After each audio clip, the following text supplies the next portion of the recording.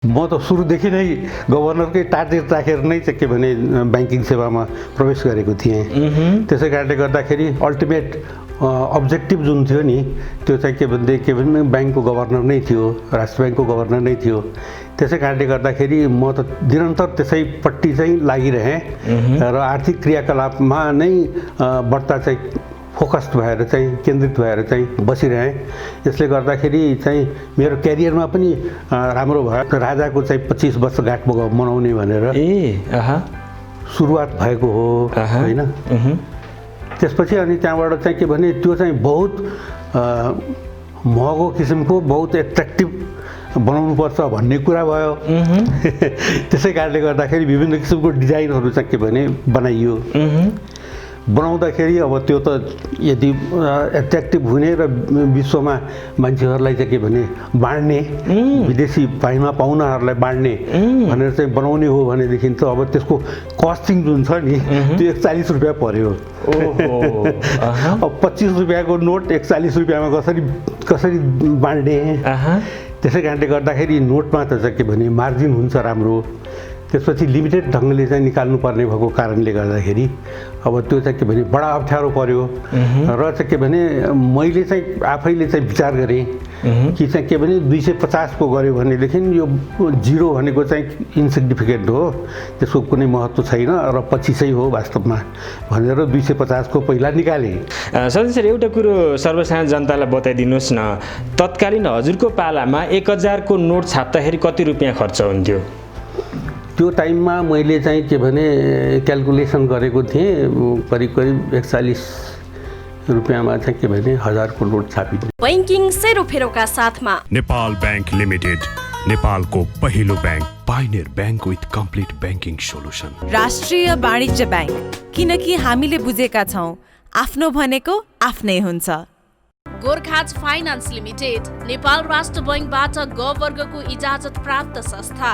सबैको सुरक्षा एनएलजी को इच्छा। NLG insurance company limited. Muktinath विकास बैंक, कृषि विकास बैंक, तपाई हाम्रो घर आँगनको बैंक। न्यूनतम शुल्कमा अधिकतम आर्थिक सुरक्षा, रिलायबल नेपाल लाइफ इन्स्योरेन्स, सधैँभरिलाई। सम्पूर्ण बैंक तथा वित्तीय समस्याको समाधान, बैंकिङ एन्ड फाइनान्सियल सोलुसन प्रणाली। अर्थ राजनीति सम्बन्धी खास खबरका लागि अर्थराजनीति.com।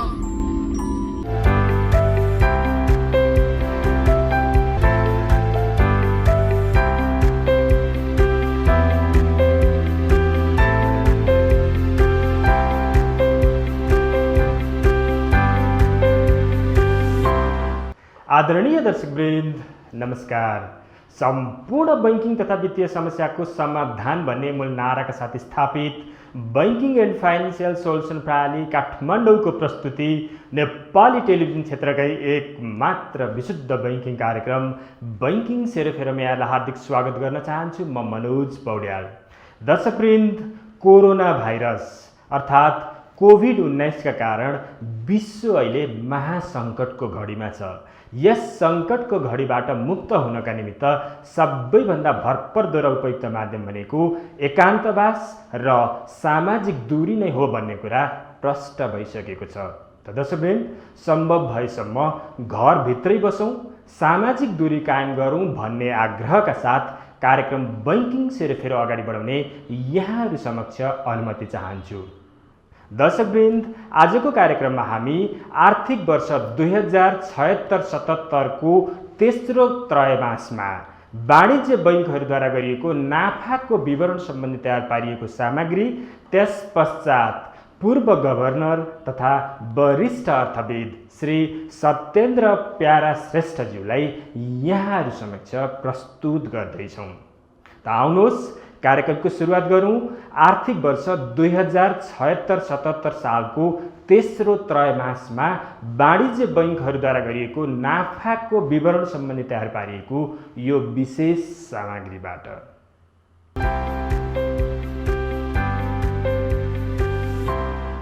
27वटा वाणिज्य बैंकले चालु आर्थिक वर्षको 9 महिनामा 45 अर्ब 70 करोड रुपैयाँ नाफा आर्जन गरेका छन्। कोरोना भाइरसको रोकथाम तथा नियन्त्रणका लागि सरकारले लकडाउन गर्दा बैंकहरूको नाफाको वृद्धि दरमा ब्रेक लाग्ने देखिएको छ। 27 वाणिज्य बैंकमध्ये सबैभन्दा धेरै नाफा नबिल बैंकले 3 अर्ब 16 करोड रुपैयाँ आर्जन गरेको छ भने दोस्रो नम्बरमा रहेको ग्लोबल आइएम बैंकले 3 अर्ब 15 करोड र तेस्रो स्थान ओगट्न सफल राष्ट्रिय वाणिज्य बैंकले 3 अर्ब 4 करोड नाफा आर्जन गरेको छ। त्यस्तै नेपाल इन्भेस्टमेन्ट बैंकले 2 अर्ब 50 करोड, एनआइसी एसियाले 2 अर्ब 50 करोड, एभरेस्ट बैंकले 2 अर्ब 35 करोड, हिमालयन बैंकले 2 अर्ब 32 करोड, कृषि विकास बैंकले 2 अर्ब 4 करोड, प्राइम कमर्सियल बैंकले 2 अर्ब 3 करोड, नेपाल बैंकले 2 अर्ब नाफा गर्न सफल भएको छ भने एनएमबी बैंकले 1 अर्ब 88 करोड, स्ट्यान्डर्ड चार्टर बैंकले 1 अर्ब 80 करोड, सानिमा बैंकले 1 अर्ब 62 करोड, प्रभु बैंकले 1 अर्ब 46 करोड, मेगा बैंकले 1 अर्ब 45 करोड, नेपाल एसबीआई बैंकले 1 अर्ब 44 करोड, सिद्धार्थ बैंकले 1 अर्ब 34 करोड, माछापुच्छ्रे बैंकले 1 अर्ब 17 करोड, एनसीसी बैंकले 1 अर्ब 17 करोड, सिटिजन बैंकले 1 अर्ब 9 करोड, लक्ष्मी बैंकले 1 अर्ब 9 करोड, कुमारी बैंकले 1 अर्ब 1 करोड, नेपाल बंगलादेश बैंकले 1 अर्ब नाफा आर्जन गरेको छ भने सनराइज बैंकले 94 करोड, सेन्चुरी बैंकले 92 करोड, बैंक अफ काठमाडौँले 87 करोड र सिभिल बैंकले 36 करोड रुपैयाँ आर्जन गर्न सफल भएको छ।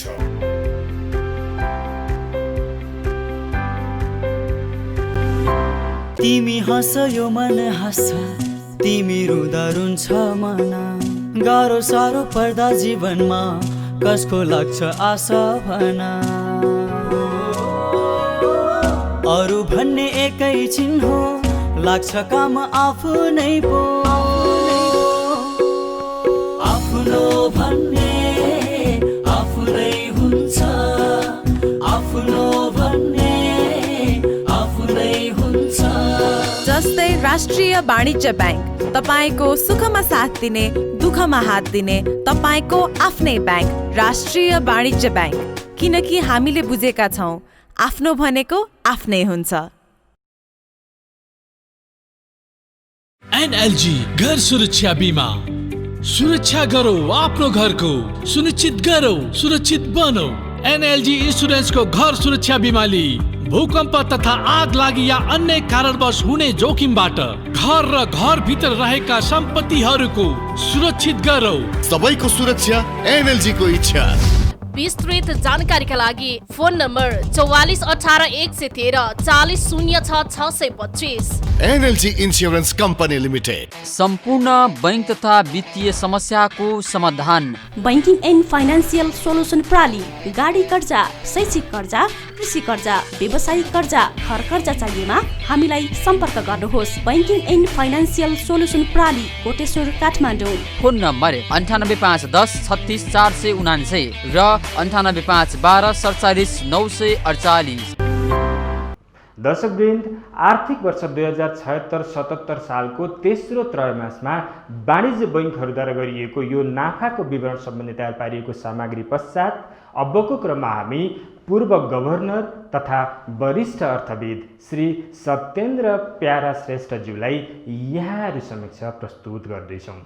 आउनुहोस् कार्यक्रममा सत्येन्द्र सरलाई स्वागत गरौँ। सर नमस्ते। नमस्ते। बैंकिङ सेरोफेरो कार्यक्रममा स्वागत छ। धन्यवाद। आरामै हुनुहुन्छ? ठिकै छु। दिनहरू कसरी बितिरहेका छन्? म त बाहिर थिएँ, वास्तवमा अस्ट्रेलिया गइरहेको थिएँ। अस्ट्रेलियाबाट फर्केर आएपछि यहाँ फेरि सुरु भयो लकडाउन। त्यसै कारणले गर्दाखेरि घरमै बसेर बिताइरहेको छु। वास्तवमा घरभन्दा बाहिर निस्केको पनि छैन। अहिलेको परिस्थिति निस्किने पनि छैन हैन? अस्ट्रेलिया लामो समय बस्नुभयो? 1.5 महिना जति बसेँ।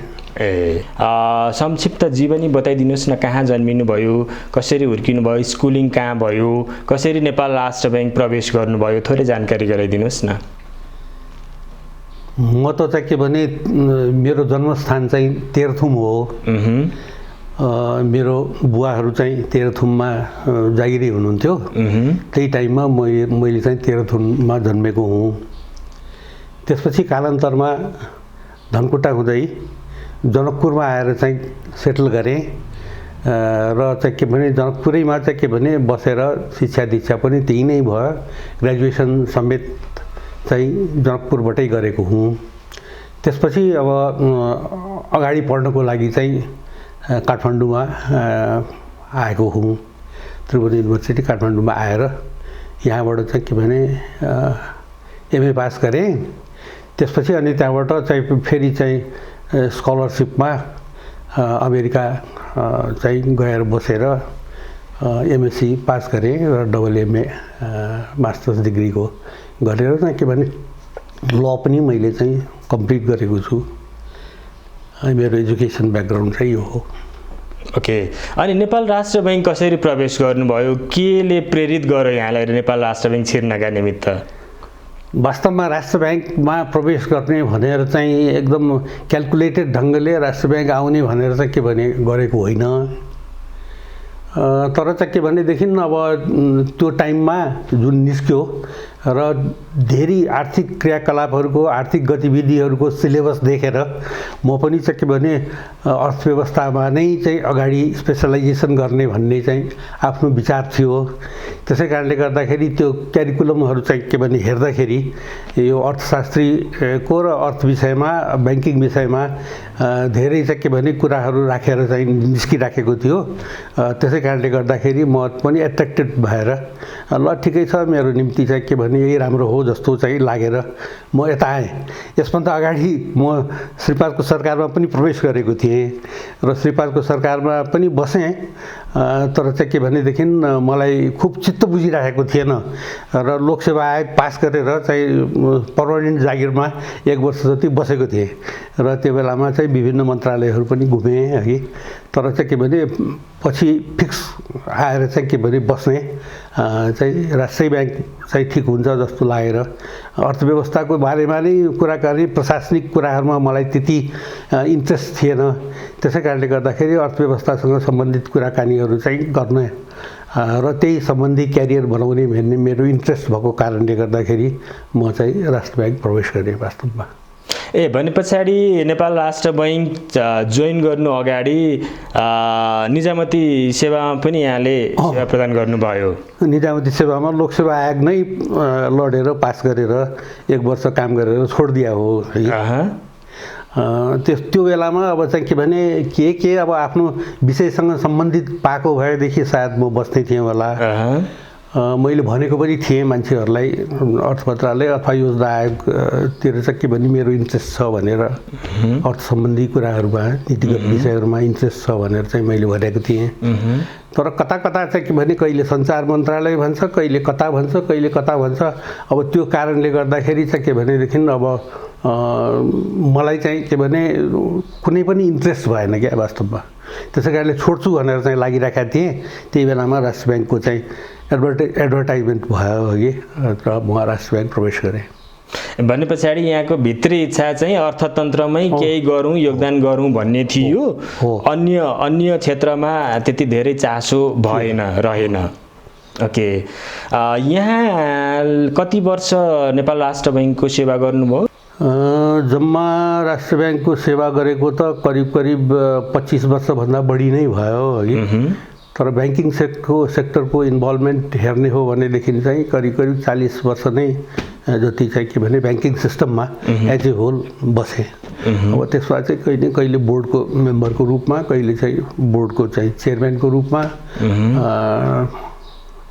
कहिले एडभाइजरी लेभलमा बसेर चाहिँ 41 वर्ष जति चाहिँ मैले बिताएँ।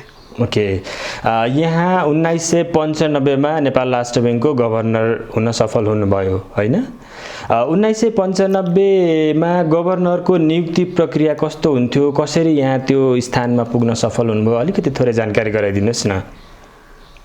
यो त सिम्पल थियो चाहिँ के भने वास्तवमा अर्थविज्ञहरू मध्येबाट यो चाहिँ के भने आर्थिक सल्लाहकारको पद भएको कारणले गर्दाखेरि अर्थविज्ञहरूबाट चाहिँ के भने लिने पोजिसन हो यो र मेरो पनि चाहिँ के भने क्यारियरसँग मिल्दोजुल्दो थियो क्या म पनि चाहिँ के भने आर्थिक क्रियाकलापसँग नै मै इन्ट्रेस्टेड भएर चाहिँ आर्थिक क्रियाकलापमा मैले बस्न खोजेको थिएँ र यसले गर्दाखेरि मेरो चाहिँ इन्ट्रेस्ट र चाहिँ के भने त्यो एडभर्टाइजमेन्टसँग चाहिँ के भने ठ्याक्क मिल्न गएर चाहिँ मैले चाहिँ के भने राष्ट्र ब्याङ्क चाहिँ प्रवेश गरेको हुँ त्यसभन्दा अगाडि पनि अब राष्ट्र ब्याङ्कसँग चाहिँ विभिन्न किसिमको चाहिँ सम्पर्कहरू चाहिँ थियो मेरो नभएको होइन विभिन्न किसिमको सम्पर्कहरू थियो त्यसै कारणले गर्दाखेरि पनि मलाई सजिलो भयो राष्ट्र ब्याङ्क प्रवेश गर्नलाई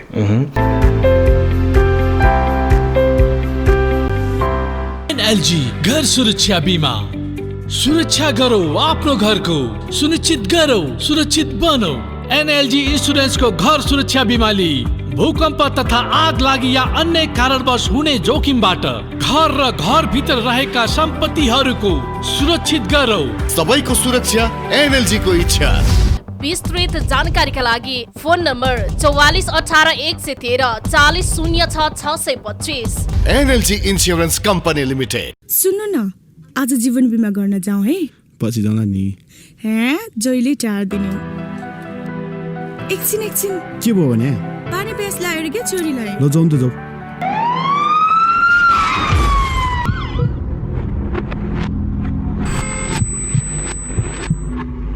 ल अब जाउँ पहिला रिलायबल जाउँ किन जीवन बिमा गर्न जीवन बिमा जरुरी छ न्यूनतम शुल्कमा अधिकतम आर्थिक सुरक्षा रिलायबल नेपाल लाइफ इन्स्योरेन्स सधैँभरिलाई। ड्याडी तपाईको गेम ओभर अलि हतार गरिस् तेरो चाहिँ खेल खतम तसँग जोस छ तेरो ड्याडीसँग त अनुभव छ त पनि हाम्रो कृषि विकास बैंकमा जोस र अनुभव दुईटै चाहिन्छ भन्ने कुरा मैले बुझिसके ड्याडी। शहरदेखि गाउँसम्म अत्याधुनिक सेवा प्रदान गर्ने बृहत शाखा सञ्जाल भएको नेपालको एक मात्र बैंक कृषि विकास बैंक। तपाई हाम्रो घर आँगनको बैंक। सम्पूर्ण बैंक तथा वित्तीय समस्याको समाधान बैंकिङ एन्ड फाइनान्सियल सोलुसन प्रणाली। गाडी कर्जा, शैक्षिक कर्जा, कृषि कर्जा, व्यावसायिक कर्जा, घर कर्जा चाहिएमा हामीलाई सम्पर्क गर्नुहोस्। बैंकिङ एन्ड फाइनान्सियल सोलुसन प्रणाली, कोटेश्वर, काठमाडौँ। फोन नम्बर 985110 36 479 र 985112 47 948। एउटा सत्येन्द्र सर के छ भने बजारमा प्रचलन भनौँ न अहिलेसम्ममा 17 जना गभर्नरहरू नेपाल राष्ट्र ब्याङ्कमा भइसक्नु भएको छ। तीमध्ये करिब 3-4 जना मात्र डेपुटी गभर्नर हुँदै गभर्नर हुन सफल हुनुभएको छ। अधिकांश चाहिँ बाहिरैबाट ल्याइन्छ। यो के कारणले होला? किनभने यहाँले त्यो भोगिसक्नु भएको छ, अनुभव गरिसक्नु भएको छ। कस्तो लाग्छ यहाँलाई? त्यसो त होइन, बाहिरबाट चाहिँ के भने आउने प्रचलन चाहिँ छ, तर चाहिँ के भनेदेखि आफ्नो इस्टाब्लिस चाहिँ ढङ्गले बस्न सक्ने मान्छेहरू चाहिँ के भने गभर्नर पनि भएको छ। मेरो आफ्नै चाहिँ कुराकानी गर्ने हो भनेदेखि त म त सुरुदेखि नै गभर्नरकै टार्गेट राखेर नै चाहिँ के भने ब्याङ्किङ सेवामा प्रवेश गरेको थिएँ। त्यसै कारणले गर्दाखेरि अल्टिमेट अब्जेक्टिभ जुन थियो नि त्यो चाहिँ के भने ब्याङ्कको गभर्नर नै थियो, राष्ट्र ब्याङ्कको गभर्नर नै थियो। त्यसै कारणले गर्दाखेरि म त निरन्तर त्यसैपट्टि चाहिँ लागिरहेँ र आर्थिक क्रियाकलापमा नै बढ्ता चाहिँ फोकस्ड भएर चाहिँ केन्द्रित भएर चाहिँ बसिरहेँ। यसले गर्दाखेरि चाहिँ मेरो क्यारियरमा पनि राम्रो भयो। म विदेशमा पनि आर्थिक क्रियाकलापमा चाहिँ के भनेदेखि आर्थिक अर्थविज्ञको रूपमा विदेशमा पनि बसेँ र उतै बस्ने हो कि भन्ने विचार गरिराखेको थिएँ। त्यही टाइममा चाहिँ के भने यहाँ आउँदाखेरि चाहिँ के भनेदेखि डेपुटी गभर्नर खाली छ, आउनुहोस् भनेर चाहिँ पूर्व चाहिँ प्रधानमन्त्री हुनुहुन्थ्यो, उहाँसँग मेरो सम्पर्क पनि थियो। उहाँले भन्नुभयो हुनाले ल त भनेर चाहिँ मैले पनि जोइन गरेँ र अल्टिमेटली चाहिँ के भने 2 वर्ष पछाडि गभर्नर पोस्ट खाली भयो र गभर्नर पोस्टमा मेरो नियुक्ति पनि भइहाल्यो। भने पछाडि सत्येन्द्र सर यहाँको सुरुदेखि नै नेपाल राष्ट्र ब्याङ्क छिर्दादेखिकै डेस्टिनेसन भनौँ गभर्नर बन्ने थियो। वास्तवमा अर्थविज्ञको रूपमा चाहिँ के भने आफूलाई प्रस्तुत गर्न चाहिँ म रुचाउँथेँ र अर्थविज्ञ भएर चाहिँ बस्न खोज्थेँ। तर कालान्तरमा राष्ट्र ब्याङ्क प्रवेश गरिसकेपछि अब त्यसको चाहिँ अल्टिमेट चाहिँ के भने अब्जेक्टिभ चाहिँ के भने गभर्नरै हो भनेर चाहिँ मलाई लागेको र गभर्नरैको रूपमा चाहिँ बस्नु चाहे। ओके, यहाँको कार्यकालमा कुनै त्यस्ता प्रकृतिका घटना नयाँ जुन त्योभन्दा अगाडि भएका थिएनन्, त्योभन्दा पछाडि पनि भएनन्, त्यस्तो कुनै भयो यहाँको कार्यकालमा? त्यस्तो त मलाई सम्झना छैन। त्यस्तो चाहिँ के भने भनौँ न अनयुजुअल ढङ्गको केही चिज भएको चाहिँ मलाई सम्झना छैन वास्तवमा। अनयुजुअल त्यस्तो केही नै भएन मेरो कार्यकालमा। ओके, ढङ्गको नै भयो। यहाँकै कार्यकालमा सायद 25 को नोट 25 र 250 को नोट हजुरकै कार्यकालमा जारी भएको हो है? मेरो कार्यकालमा जारी भयो र वास्तवमा चाहिँ के भने त्यो 25 को राजाको चाहिँ 25 वर्षगाँठ मनाउने भनेर सुरुवात भएको हो होइन? त्यसपछि अनि त्यहाँबाट चाहिँ के भने त्यो चाहिँ बहुत महँगो किसिमको बहुत एट्र्याक्टिभ बनाउनुपर्छ भन्ने कुरा भयो। त्यसै कारणले गर्दाखेरि विभिन्न किसिमको डिजाइनहरू चाहिँ के भने बनाइयो। बनाउँदाखेरि अब त्यो त यदि एट्र्याक्टिभ हुने र विश्वमा मान्छेहरूलाई चाहिँ के भने बाँड्ने, विदेशी पाहुनाहरूलाई बाँड्ने भनेर चाहिँ बनाउने हो भनेदेखि त अब त्यसको कस्टिङ जुन छ नि त्यो 41 रुपियाँ पर्यो। अब 25 रुपियाँको नोट 41 रुपियाँमा कसरी बाँड्ने? त्यसै कारणले गर्दाखेरि नोटमा त चाहिँ के भने मार्जिन हुन्छ राम्रो। त्यसपछि लिमिटेड ढङ्गले चाहिँ निकाल्नुपर्ने भएको कारणले गर्दाखेरि अब त्यो चाहिँ के भने बडा अप्ठ्यारो पर्यो र चाहिँ के भने मैले चाहिँ आफैले चाहिँ विचार गरेँ कि चाहिँ के भने 250 को गऱ्यो भनेदेखि यो 0 भनेको चाहिँ इन्सिग्निफिकेन्ट हो, त्यसको कुनै महत्त्व छैन र 25 हो वास्तवमा भनेर 250 को पहिला निकालेँ। 250 को निकाल्दाखेरि त्यो चाहिँ बडो एट्र्याक्टिभ थियो होइन? र मान्छेहरूले चाहिँ के भने हामीले 250 कै बाँड्या हो। तर चाहिँ के भने चित्त बुझाउनु भएन। यो त सारा चाहिँ के भने मान्छेहरूको हातमा, प्रत्येक नेपालीको हातमा राजाको चाहिँ 25 वर्षगाँठमा चाहिँ के भने हातमा पुग्नुपर्ने। त्यसै कारणले अलि 250 भनेपछि धेरै बढ्ता भयो र यो चाहिँ पुग्न सक्दैन, 25 को चाहिँ पनि बनाउनु पर्ने भन्ने भयो र चाहिँ के भने हामीहरूले अब 25 को अलिकति महँगो नै परेको छ, 25 भन्दा बढी नै परेको छ र चाहिँ के भनेदेखि हामीहरूले चाहिँ के भने 25 को पनि पछि गएर चाहिँ छाप्यौँ। पहिला 250 को आयो, त्यसपछि 25 को छाप्यौँ र 250 को छाप्दाखेरि चाहिँ यो 0 भनेको चाहिँ केही पनि होइन, 25 हो यो भन्ने आधारमा बहुत एट्र्याक्टिभ ढङ्गले चाहिँ के भने विदेशीहरूलाई बाँड्नको निम्ति भनेर बनाइएको थियो। अनि सर यो जुन 25 रुपैयाँको नोट, एउटा नोट छाप्नको निमित्त 41 रुपैयाँ खर्च भयो करिब त्यो टाइममा। फेरि कस्तो थियो भनेदेखि लिमिटेड र स्क्यार्सिटी भ्यालु हुनुपर्छ भन्ने पनि थियो क्या। त्यो पनि गर्ने बेलामा सरकारको निर्णय स्क्यार्सिटी भ्यालु भएको छ के भने त्यसै कारणले गर्दाखेरि लिमिटेड निकाल्नु पर्यो। छाप्दाखेरि त करोडौँ छाप्दाखेरि चाहिँ के भनेदेखि सस्तो नै पर्छ, 11-12 रुपियाँमा नै छाप्न सकिन्छ। 25 को नोट पनि 11-12 रुपियाँमा छाप्न सकिन्छ, तर लिमिटेड क्वान्टिटीमा निकाल्ने भएको कारणले गर्दाखेरि महँगो पर्न गयो। सर एउटा कुरो सर्वसाधारण जनतालाई बताइदिनुहोस् न, तत्कालीन हजुरको पालामा 1000 को नोट छाप्दाखेरि कति रुपियाँ खर्च हुन्थ्यो? त्यो टाइममा मैले चाहिँ के भने क्याल्कुलेसन गरेको थिएँ, करिब 41 रुपियाँमा चाहिँ के भने 1000 को नोट छापिन्थ्यो। भनेपछि 1000 को नोटलाई पनि 41 रुपियाँ पर्यो, 25 को नोटलाई पनि 41 रुपियाँ पर्यो। उस्तै हो, खास फरक पर्दैन। त्यो चाहिँ लाइक फिक्स्ड कस्ट जस्तो हुने रहेछ हैन सर? कस्ट त्यस्तै हो, 1-2 रुपियाँ यताउति हुन्छ होला। कागजको क्वालिटी र कागज क्वालिटी पनि उस्तै नै हो। 25 को र चाहिँ के भने 250 कोमा केही कागजमा पनि फरक छैन, उस्तै नै हो। तर चाहिँ के भनेदेखि अलिकति कस्ट चाहिँ 1-2 रुपियाँ मात्रै चाहिँ फरक पर्छ, तर प्रिन्टिङ कस्टहरू चाहिँ बराबर नै हो। अनि 1 रुपियाँ 2 रुपियाँको लागि चाहिँ कति पर्न आउँछ? 1 रुपियाँ 2 रुपियाँ चाहिँ हामीहरू चाहिँ त्यति महत्त्व दिँदैनौँ, त्यसै कारणले सस्तैमा प्रिन्ट भइराखेको हुन्छ। त्यो पनि चाहिँ के भने 1 रुपियाँ 2 रुपियाँमा चाहिँ प्रिन्ट हुँदैन। ए भने पछाडि यसरी बुझौँ सत्येन्द्र सर, ओभरअल त्यो 1 रुपियाँ 2 रुपियाँ 5 रुपियाँको नोटलाई त्यो म्यानुफ्याक्चर गर्न बनाउनको निमित्त त्यसको कस्टिङ त्योभन्दा बेसी हुन्छ? त्योभन्दा बेसी हुन्छ। मतलब 1 रुपियाँ चान्चुन यदि कति क्वान्टिटीमा निकाल्दैछ, यदि बढी ठुलो क्वान्टिटीमा निकाल्दैछ भए 1 रुपियाँ चान्चुनमा पनि बन्छ। सानो चाहिँ भने क्वान्टिटीमा निकाल्दैछ भए 2 रुपियाँ 2.5 रुपियाँभन्दा कममा चाहिँ नोट एउटा नोट चाहिँ पर्दैन। ओके। सहज ब्याङ्किङ, समृद्ध भविष्य र विश्वसनीय सहयात्री जसले बचत तथा कर्जामा दिन्छ उत्कृष्ट सेवा पनि। मेरो ब्याङ्क, तपाईँको ब्याङ्क, हामी सबैको ब्याङ्क। मुक्तिनाथ विकास ब्याङ्क। जनता ब्याङ्कमा होइन, ब्याङ्क जनतामा जानुपर्दछ। सुरक्षित र सरल, साथमा आकर्षक प्रतिफल, हरेक वर्गका लागि नयाँ नयाँ योजना, अत्याधुनिक बैंकिङ सुविधाहरू, जनजनको विश्वास बोकेको यो हो गोर्खाज फाइनान्स लिमिटेड।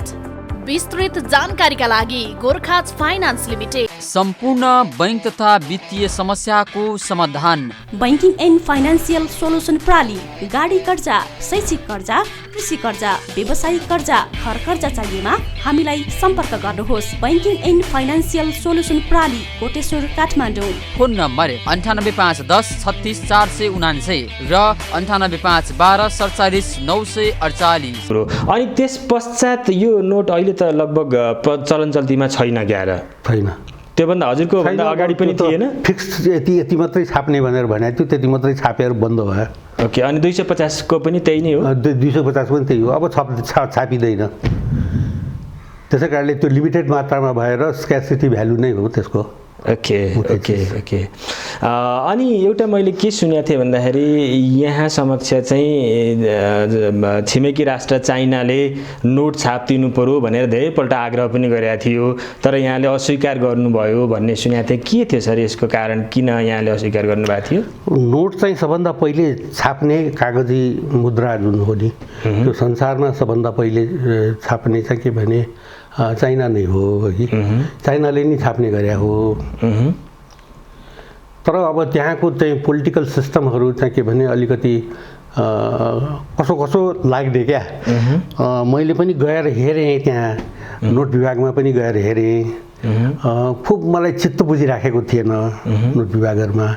त्यसै कारणले गर्दाखेरि यो हुँदैन। अब चाहिँ के भनेदेखि आफ्नो देशको चाहिँ के भने नोट बाहिर छापिने, अब के छाप्ने, कति छाप्ने, कसो छाप्ने, त्यो चाहिँ आफ्नो नियन्त्रणभन्दा बाहिर गएर पोलिटिकल डिसिजनमा छाप्ने चाहिँ के भनेदेखि कुराहरू मलाई चाहिँ अलिकति डाइजेस्ट गर्न अप्ठ्यारो पर्यो। त्यसै कारणले गर्दाखेरि मैले छापिनँ वास्तवमा। ओके। भने पछाडि नजिकको छिमेकी राष्ट्रमा नछापौँ भन्ने चाहना तपाईँको थियो? त्यो त होइन, हामीहरूले त नासिकमै धेरै जसो छाप्या हौँ इन्डियामा, तर त्यहाँ चाहिँ के भने कन्ट्रोल थियो है, गएर चाहिँ के भने कन्ट्रोल गर्न मिल्थ्यो, गएर हेरिन्थ्यो कति पेपर ल्याएको छ, कति पेपरमा छाप्दैछ भन्ने कुरा हुन्थ्यो। त्यहाँ चाहिँ के भने अब त्यो कन्ट्रोलभन्दा बाहिरको थियो। त्यसै कारणले गर्दाखेरि अलिकति चाहिँ अप्ठ्यारो लाग्यो र हामीले छापेनौँ।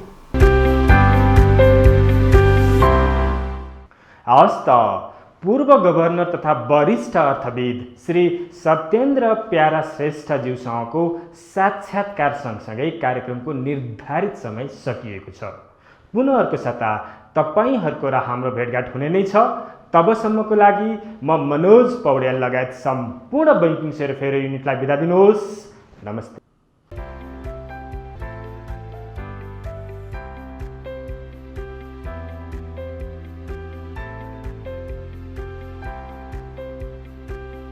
बैंकिङ सेरोफेरोका साथमा नेपाल ब्याङ्क लिमिटेड, नेपालको पहिलो bank, pioneer bank with complete banking solution. राष्ट्रिय वाणिज्य ब्याङ्क, किनकि हामीले बुझेका छौँ आफ्नो भनेको आफ्नै हुन्छ। गोर्खाज फाइनान्स लिमिटेड, नेपाल राष्ट्र बैंकबाट ग वर्गको इजाजत प्राप्त संस्था। सबैको सुरक्षा एनएलजी को इच्छा। NLG insurance company limited. Muktinath विकास ब्याङ्क, कृषि विकास बैङ्क, तपाईँ हाम्रो घर आँगनको ब्याङ्क। न्यूनतम शुल्कमा अधिकतम आर्थिक सुरक्षा। रिलायबल नेपाल लाइफ इन्सुरेन्स सधैँभरिलाई। सम्पूर्ण बैंक तथा वित्तीय समस्याको समाधान बैंकिङ एन्ड फाइनान्सियल सोलुसन प्रणाली। अर्थ राजनीति सम्बन्धी खास खबरका लागि अर्थराजनीति.com